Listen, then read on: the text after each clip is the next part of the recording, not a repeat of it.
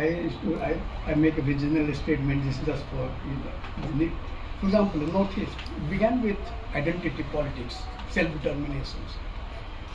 Today they have moved away from that to developmental state. Heart of India was a developmental state. In spite of developmental state, the development indicators are the worst in the country. And today from developmental state, they are moving to security state.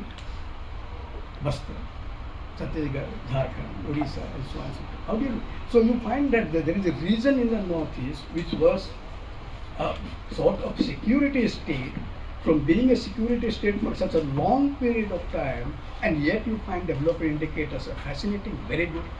The heart of India is a development state, and yet you find the development indicators are the worst in the country. It's a dilemma, it's a paradox. But I think one of the ways in which to look at is that in case of heart of India, you find that there is an effort through policies to bring them, include them, entitle them, but simultaneously there is a process of dispossessing. I think these two processes cannot really go side by side. No other part of India has seen the extent of dispossessions of the tribals as in the heart of India. And I think so. This is there.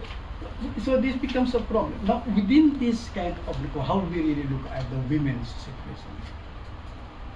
Because traditionally, people, I'm not saying that tribal society was a very egalitarian society, so relatively egalitarian society, but gender inequality was there.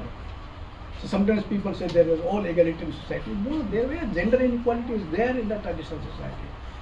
And the more a tribal society had become settled, there was a greater gender inequality. A society, a community which was still living on hunting and food gathering, there was a less gender inequality.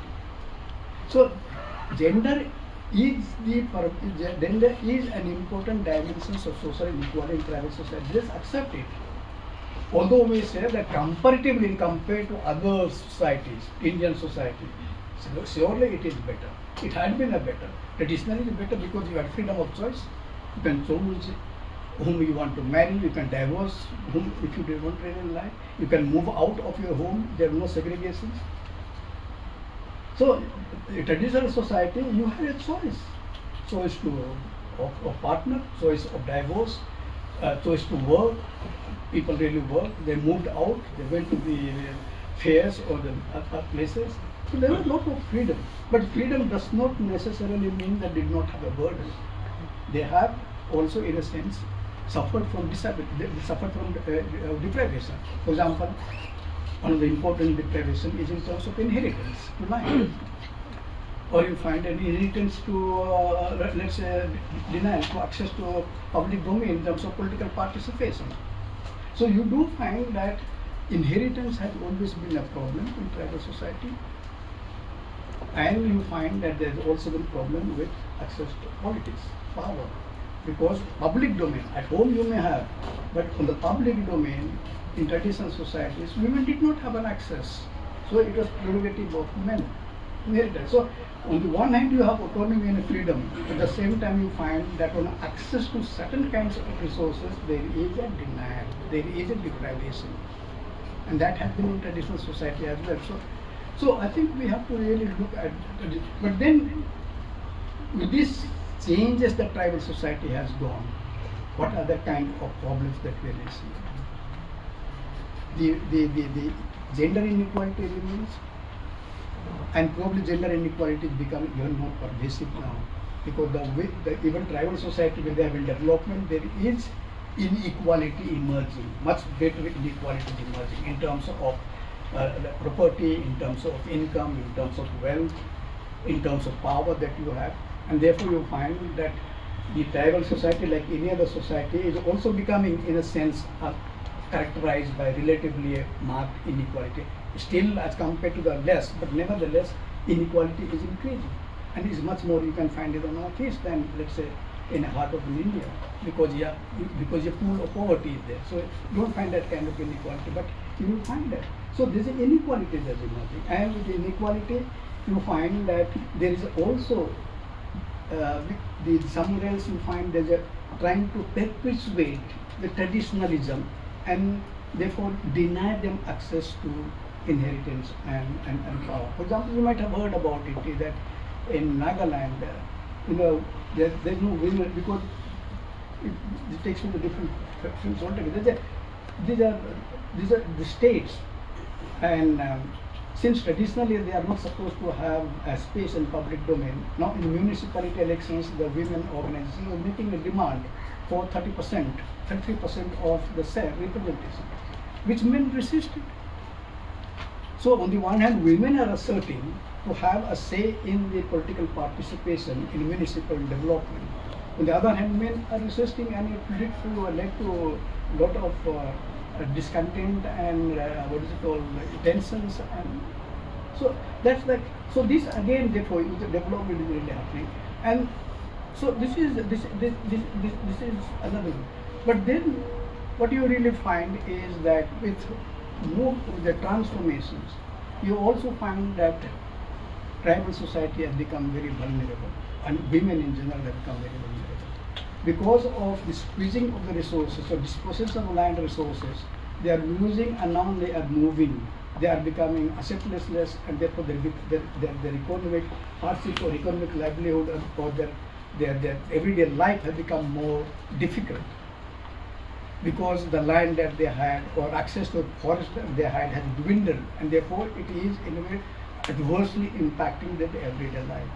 People therefore are moving also on the outside to the towns, to the cities, to brick kilns, to what is called some industries, domestic work. If you look at Delhi, you find domestic work, construction industry. So you find a large chunk of women are actually moving for work on the outside.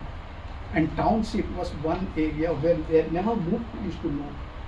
There was migration, but invariably they used to migration was into the rural areas, road constructions, big kilns, etc. But now you find in the last 2 decades or little more than 2 decades, increasingly women are moving into the urban areas.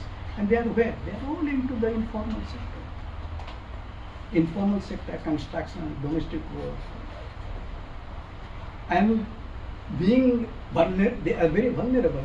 So there's a migration they are experiencing, but along with migration, you also find a human trafficking, either for the child labor or either for sex works and so on and so forth. So this is what is happening now. So what in a sense the nature of development that has really taken place is also led to a lot of this vulnerability. Yes, all the vulnerability, and people now are trying to organize themselves. There's women associations, they are part of the women's movement, etc. But that women's movement in a way helps, but there's also in a way women themselves are organizing. But this women's organization is not that autonomous as it should be. There's a lot of, in the heart of India, because of this person, there are a lot of movements. There was a movement at, let's say, in Jharkhand, what's called Netra Heart Field and Firing, movement against Netra Heart Field and Firing project, where I think more than 300 villages were supposed to be dispossessed for making a space for field firing for the army. And that was resisted, and there were women who are very important part of that movement. It was Kwelkaro hydraulic project which they resisted, and women were very much a part of the movement. There are minings which in somewhere else around Jamshedpur, and women really were a part of it, and they revolted and they protested against it, and they have been movement. So there are all. So you find that also women's organizations have really been emerging. But then the question is how autonomous women's organizations are. Are they a part of the movement? Are they autonomous? Now that is something. So in the sense, if I'm talking about, is there an tribal feminism or Adivasi feminism? Is it really emerging? That only means when you are assert as an autonomous individual or autonomous organization. So you find that the many of these tribal who are educated activists, journalists, academicians, who are now a part of the various kinds of organizations which are articulating the assertions for women's rights and women's entitlements. So that is happening as it is happening in any other segment of the population. So this is a process, but it's a very nascent process that you can see. So yes, women's problems are there. There have been, one can say that women not only become vulnerable, there are many of them have moved also into at least, let's say, white collar jobs because of their representations in state employment. So that is also there. But so you find that the problem of the women has become so diverse and so complex that you may find a good, developed, middle class having a good time, but you also find that there are people who are not that good and there are people who are really suffering in their everyday life. So that's the kind of situation.